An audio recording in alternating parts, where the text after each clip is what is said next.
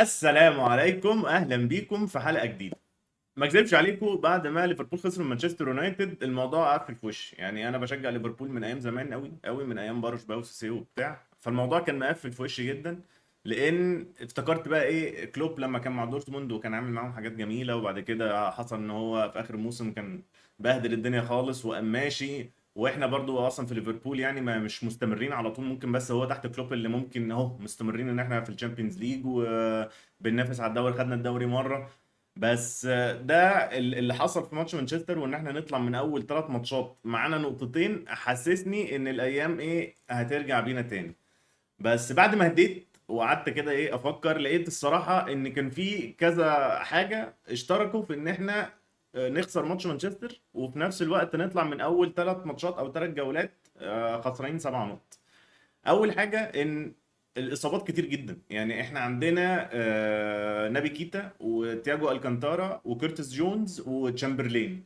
الاربعه دول خلونا نلعب بهندرسون واليوت وميلنر. يعني هندرسون وميلنر المفروض اصلا ما يشموهاش تاني. انا مش عارف الصراحه لغايه دلوقتي كلوب مقتنع او يعني حاطط امال كبيره على هندرسون ليه، مع ان هو اكتر من مره ما بيلعب. ما هو ما بيعرفش يلعب رقم 6، لا بيعرف يقفل ولا بيعرف يطلع بالكرة من ورا، وبيتوتر جدا وحاجه في منتهى الوحاشه. فاحنا الثلاثه اللي في نص الملعب دول، طلع اليوت عشان أنا بحب اليوت الصراحه وشايف ان هو يجي منه، بس ميلنر وهندرسون عاف عليهم الزمن. حظك وحش ان انت عندك 4 اصابات، بس كلوب غلطان في ان هو ما لعبش فابينيو. يعني انت فابينيو طلع بعد الماتش قال لك لا ما كانش، لا ده كان هو كان قرار عادي، يعني كان قرار فني. فاني يا سيد الناس انت تلعب بميلنر وهندرسون؟ يا جماعه والله حرام. هندرسون ده الموسم اللي خد فيه احسن لعيب كان، يعني فاهم، انا مش عايز اقول كلمه قبيحه بس هو علشان انجليزي. يعني الانجليز علشان انجليزي عملوا الحوار ده. هم الانجليز بيموتوا فاهم ايه ان هم يفرقعوا في في اللعيبه الانجليز بتوعهم. عامله برضو ايه زي ارنولد، وده السبب التاني ان احنا خسرنا. ارنولد هو اصلا دفاعيا على الله حكايته، يعني ملط والله دفاعيا، تقوم انت مخليه ادوار هجوميه اكتر. يعني انت كذا مره والله بشوف ارنولد ده مدي ظهره لنص الملعب وعمال بيجري على ال 18. يا سيدي الناس تعال ارجع على دفاعك، ارجع يا عم اقف. هو احنا اصلا ناقصين؟ هو انت يعني انت مش شايف يا عم؟ انت مش انت ملط دفاعي تروح مديله ادوار هجوميه اكتر؟ حاجه تنرفز والله العظيم. الجول فاهم جاي ارنولد السلام عليكم، انا معاك هنا معلش والله ميلنر انت مش مشكله تفشخ انت. في ايه يا معلم؟ انت مخسرنا مثلا برضو ماتش فولهام ما تنطش الماتش ده فاهم ايه، مش بتشارك في سانشو. يجي بقى السبب الثالث فان دايك. ما اعرفش يعني انت فان دايك زمان والله لما كان حد بيجي يتكلم معايا يقول لك فان دايك حليقه، اقول له يا باشا حليقه علشان مستني الناس لما تيجي معاه. يعني هو اكيد لو هيخش 1 اون 1 مع واحد مهاري هيتقل لحد ما يجي واحد معاه تاني او يعطل الهجمه، علشان ما يبقاش 1 على 1 يبقى 2 على 1. انا ده بالنسبه لي كلام منطقي بفهمه. انما في الجول الواد ميلنر يا عيني دخل فاهم ساب في التراب، وسانشو عمل ايه يا مش كده والله، يعني الراجل كبير احترمه. سانشو بقى سففه التراب، فان دايك واقف. طب خش. لا واقف. يا معلم كوره خش يا عم وهين نفسك حتى وترقص، وايه المشكله يعني؟ فمشكله كبيره ان فان دايك مش جايب مستواه بقاله 3 ماتشات. في حاجات غلط فان دايك بيعملها، غريب فعلا غريب. فانت عندك ايه؟ ادي تالت حاجه، فان دايك ده كان فعلا مثلا ممكن يكون ايه 60 70% من قوه الفريق. نيجي بقى لاهم سبب، ان انت ماني مشي ومش عارف مفيش بديل. الواد نونيز برضه قام شاطح الواد اتطرد 3 ماتشات. هتعمل إيه انت بقى؟ يعني فيرمينو كان مصاب ورجع، ها هتعمل ايه بقى دلوقتي الماتشات اللي جايه؟ الواد برضه لويس دياز حلو حلو والله ما عنديش مشكله، بس هو مش زي ماني، مش زي ماني خالص. فمشكله كلوب غلط في ان هو ما يشاركش فابينيو، وغلطان تحس ان هو في اختيار السكواد. يعني ممكن يكون نونيز ده فعلا احنا لو لبسناه ساعه لما لبسنا كيتا بقى يعني عكزنا تمام وخلاص ماشي تمام وعرفنا نمشي الدنيا. انما الواد نونيز ده لو لبسناه والله مشكله. ما لعبش هو الماتش اللي فات، ما عنديش اي مشكله، بس هو لو حصل ان احنا لبسناه احنا ما عندناش حد مكانه. يعني فيرمينو لو هيلعب، فيرمينو عمال بينزل نص الملعب. زمان لما كان فيرمينو بينزل نص الملعب كان بيبقى عندك 2 عتاوله قدام صلاح وماني. صلاح زي ما هو عنتيل، كل الفريق فاهم صلاح اول ما بيستلم الكوره 2 3 فعلا عليه. الواد الباك ليفت بتاع مانشستر ده برضه غريب جدا الصراحه. يعني ما سيب يا عم الواد يعمل اي حاجه، وجاب جول في الاخر. بس بغض النظر عن الجول اللي صلاح جابه، صلاح ما عملش اي حاجه. ليه؟ لان هو التركيز كله عليه. وكان صلاح برضه قبل كده في انترفيوز بيطلع يقول لك ايه، ان انا لما بلعب بيبقى اللعب او الدفاع بتاع الفريق المنافس جاي ناحيتي فبفضي الناحيه التانيه. مفيش بقى الناحيه التانيه لما تفضي لويس دياز جامد، والله ما عنديش مشكله، بس ماني اعلى منه بكتير وقدام الجول اشرس وكل حاجه. فما مشكله كبيره. هل بقى الدنيا سواد زي ما انا كنت شايف لليفربول؟ لا، لان يعني منطقيا ان لما اللعيبه بتاعت نص الملعب دي ترجع، المفروض ان هم ان شاء الله هيرجعوا يعني، الموضوع هيبقى احسن بكتير. لان انت اختيارك الاول بعد الاساسيين ما ينفعش يكون ميلنر وهندرسون. بس انت المشكله ان انت في رقم 6 فابينيو ما فيش حد وراه، فانت هتضطر ان انت تلعب هندرسون، وهندرسون مش حلو رقم 6 ولا رقم 8 اصلا، مش هو بيعمل ايه غير ان هو الكابتن. بس لازم يكون في حل، لازم يكون في حل لما فابينيو يكون مش في حالته، او ان انت عايز تريحه عم تكتيكيا او اتصاب، لازم يكون في حد وراه. على الصعيد الاخر بقى، نيجي لمانشستر يونايتد.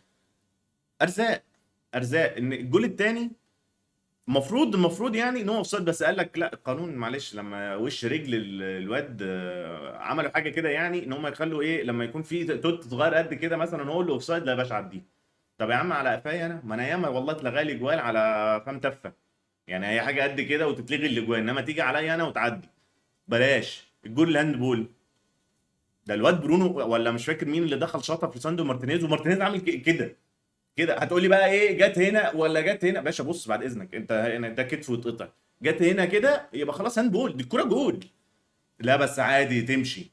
ده بقى موضوع غريب جدا والله، يعني انا زي ما قلت لكم برضو ايه المره اللي فاتت، الحكام بيعملوا حاجات غريبه مع فرقتين مانشستر وتوتنهام، هما الاثنين دول في حاجات عجيبه بتعدي، ازاي دي مش هاند بول يا جماعه؟ دي الكوره داخله جوه الجول، بس لا لا عادي.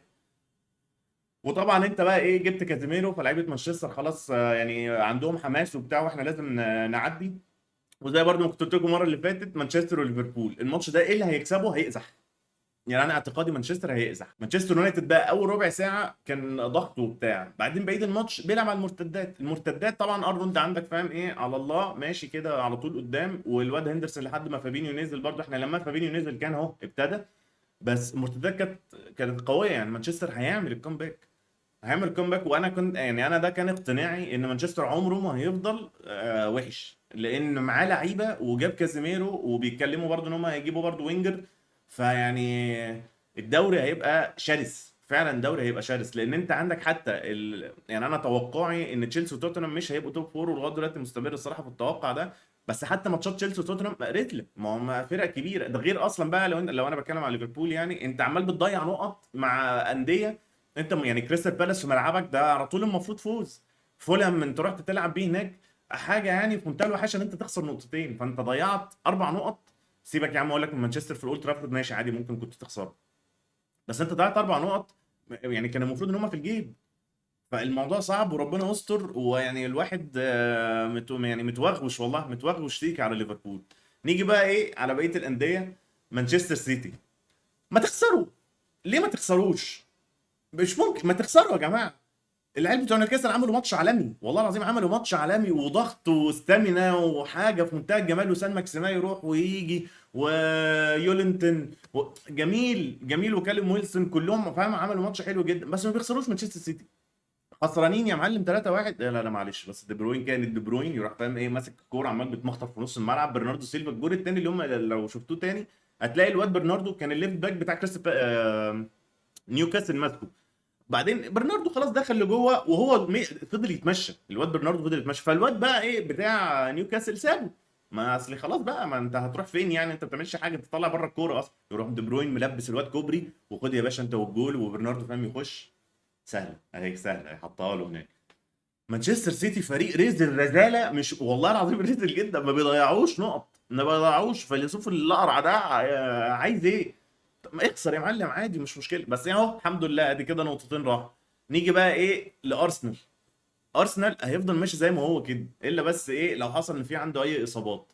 بس هل هو هينافس؟ انا ما اعتقدش ان هو هينافس، يعني ده اعتقد. اصل هو محتاج علشان ينافس يبقى في كذا حاجه تمشي صح. اول حاجه الاصابات، ما يبقاش عنده اصابات.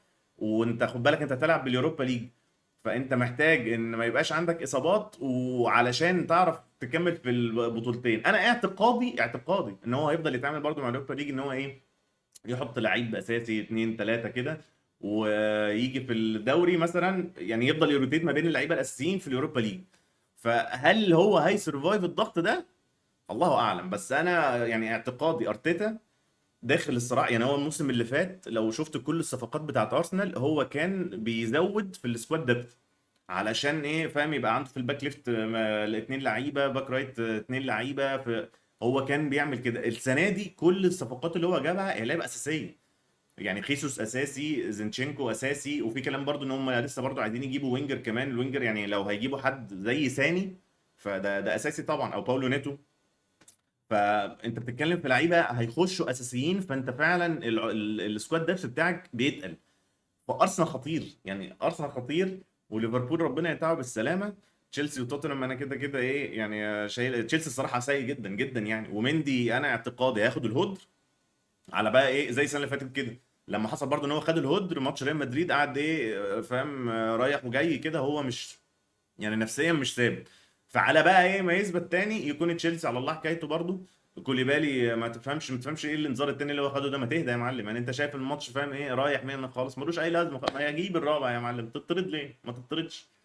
فربنا يستر والله من مانشستر يونايتد، عشان مانشستر يونايتد لو فاق وضع ليفربول هيبقى صعب يعني. احنا خلاص بقى محتاجين فاهم ايه اربع خمس ست ماتشات كده جايين تاخد كل النقط. لا فريق كبير فريق صغير، انت لازم تاخد كل النقط. انت دلوقتي احنا الوضع صعب. الوضع صعب خالص. احنا ال 15 على الدوري يا جماعه، والله الذكريات الاليمه بتاعت زمان اللي هو تبقى بتنافس على الدوري مثلا في موسم، وتيجي الموسم اللي بعده ما انت ما انتهيتش الشامبيونز ليج. ليه يا جماعه؟ اصل انت بعت توريس، اصل انت بعت سواريز. الموضوع صعب. انا يعني يا ريت يا ريت والله ان كلوب وتراست، بس يا رب يا رب الواد نونيز ما يبقاش زي الواد نبي كيتا. يا رب يعني. انا كنت حزين والله وقلت اشارككم حزني.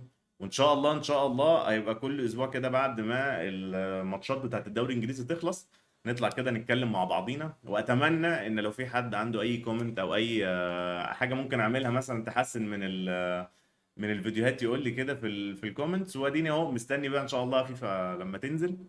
عمال بلعب البيتا دلوقتي، ممكن برضو ان شاء الله بطلع اكلمكم اقول لكم رايي على البيتا يعني. بس في فيديو تاني كده. الفيديو بتاعنا ده خلص، اتمنى تكونوا يعني ايه اتبسطتوا كده. لايك سبسكرايب بقى لو عجبكم الفيديو، واكتبوا لي في الكومنتس تحت اي حاجه انتوا عايزينها. واشوفكم في فيديوهات تانيه ان شاء الله. سلام عليكم.